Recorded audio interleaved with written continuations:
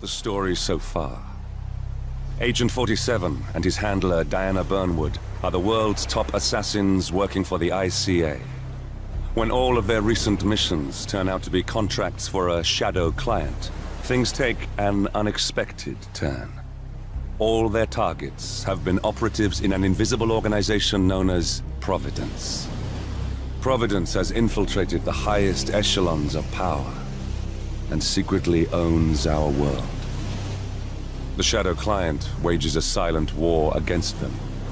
And so the Constant, Providence's enigmatic controller, seeks Diana out. His request, track down and eliminate the Shadow Client. Well, it's official. New Zealand paid off. The client has given us carte blanche. Hunt down the militia by any means necessary. A week ago, Providence was a threat. How did you swing the board?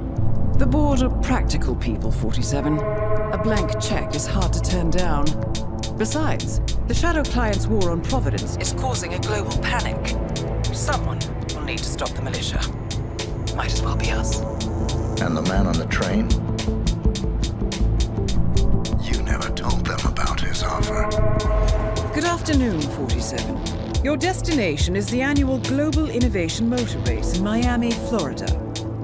After analyzing the data from Maynard's computer, the case is clear. The Providence defectors are Robert and Sierra Knox, head of robotics developer Kronstadt Industries. A visionary inventor and technological innovator, Robert Knox has spearheaded Kronstadt Industries to the bleeding edge of technological development. Kronstadt enjoys enormous popularity with global consumers. However, few are aware that the company is also one of the world's leading suppliers of next-gen military tech. Last year, despotic ruler Jin Po employed prototype Kronstadt drones against peaceful civilian protesters in the now infamous Tunyon Valley incident. And although it has yet to be proven, there is little doubt that the Knoxes personally brokered the deal, making them complicit in a war crime. Berlin.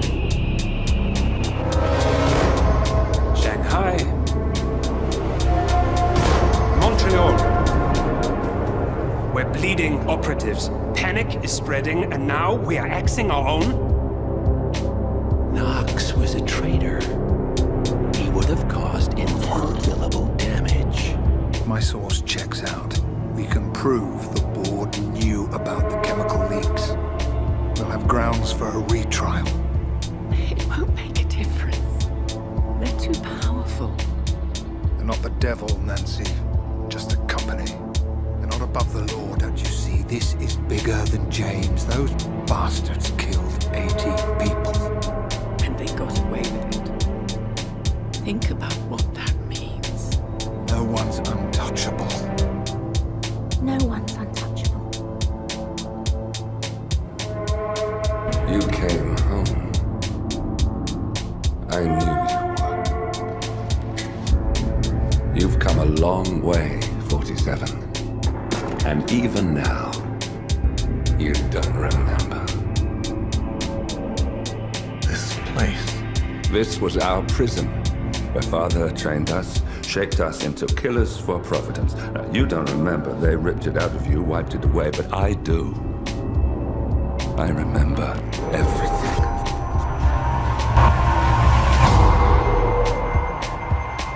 The partners grew paranoid, made sure that Ortmeyer's children would never challenge them again. I'm the only one who got away unchanged. The only one left who remembers. Ortmeyer was Providence.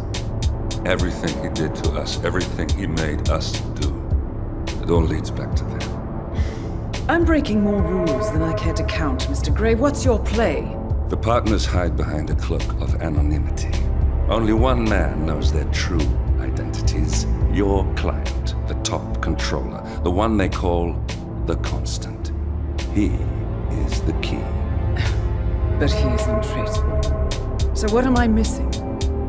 A man would come to the Institute. A man with a Providence pin. The first Constant. If we find him, if he's still alive, he's our way in. 47's memory was erased, irreversibly at the time. But after Ortmeyer's death, his estate was acquired by the Ether Corporation, and they made an antidote.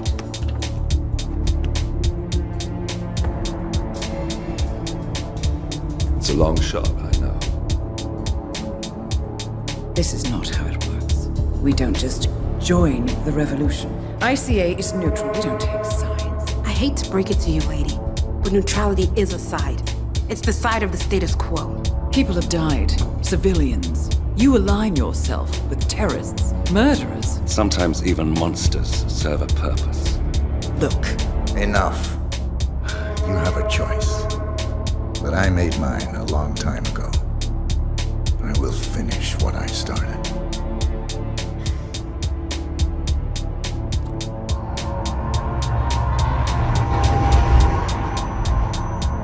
Subject 47. Most gifted of all my boys.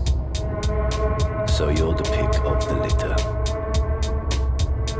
Tell me about the incident. The subject ran away. He and another boy. The instigator was punished accordingly. As were all the neighbors. My men did what needed to be done.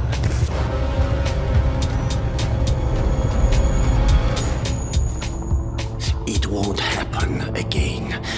Bring your house in order, Doctor. You won't like the alternative.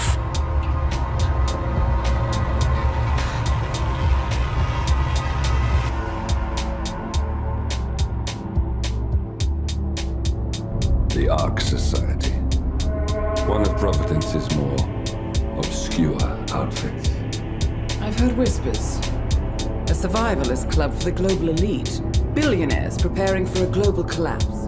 And now we know that Constant will attend their next gathering. So where is it? That's the catch. The report is redacted. No names, no location. So it's a dead end. I can't track them, not without ICA backup. How did you not see this coming? My God, we came this close. Let's be perfectly clear. We were not exposed. The threat is neutralized. We are back on track. Here's to loyalty. Attention, gentlemen. Our source on the island just made a critical discovery. The Constant has a poison chip embedded in his neck. A failsafe, in case he's compromised. Damn it. We should have expected something like this. So, we subdue the Constant before he has time to react. Not that simple. The device is remote triggered, and during his stay on the island, 2 kill switches have been entrusted to twin sisters Zoe and Sophia Washington, 2 young, ambitious Providence operatives and newly appointed chairwomen of the Ark Society. Zoe and Sophia's father is president of a powerful conservative think tank, one of Providence's prime assets. The apples don't fall far from the tree. No saints either. Founded by Janus in 1991, the Ark Society is the world's most exclusive club. Its plutocratic members fear the downfall of civilization, and they are willing to pay huge sums to ensure their own survival. Once a year, they gather here to shop the latest survival products and to showcase new initiatives and breakthroughs. Right. These gatherings are shrouded in mystery, so we have limited intel on what to expect on the other side of the walls. Mr. Edwards, still think this is maintenance? Where is the carrot? No carrot. You're useless to the partners. Compromised. Even if we let you live, you can never return. Why die protecting them? When I can drag them down with me. It's a bad hand, but it's all you've got.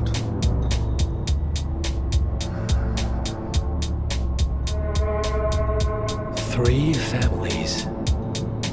That's all it took. The Ingrams, the Carlyles, the Stuyvesants.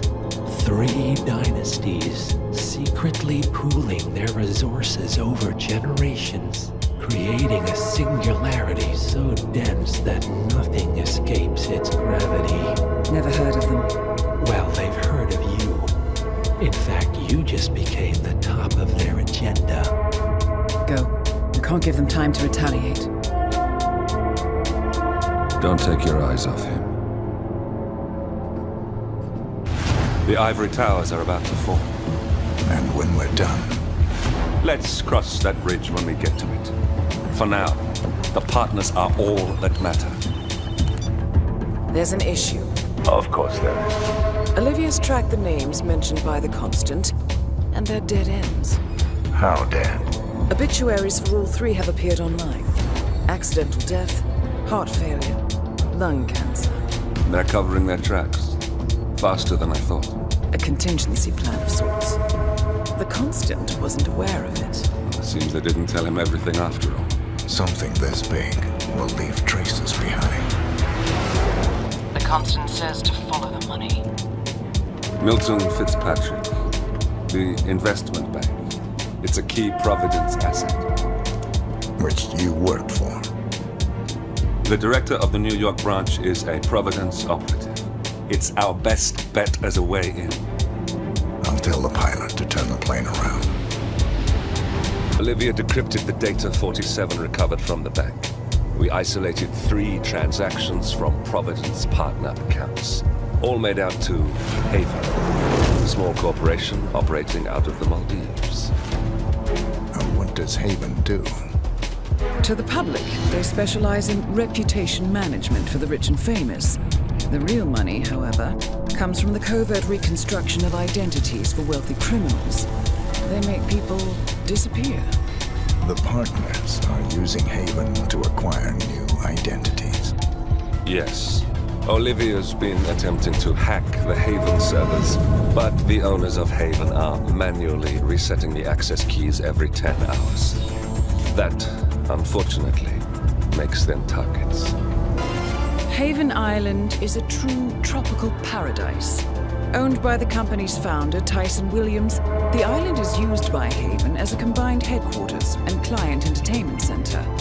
Current and potential clients are ferried to the island and treated to the very best the Maldives have to offer. Michelin star chefs, a full massage spa, private huts, exercise facilities, and all the comforts of a luxury island resort are made available to them. Yeah, here we are. You found them? Yeah, right here. But...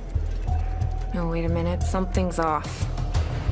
See here? All those controlling shares, those are basically the backbone of the Providence Empire, but they're not going to the new partner identities. What do you mean? I mean, they're allocated to someone else. Everything is. The partners are left with no real control. Who is Arthur Edwards? The Constant.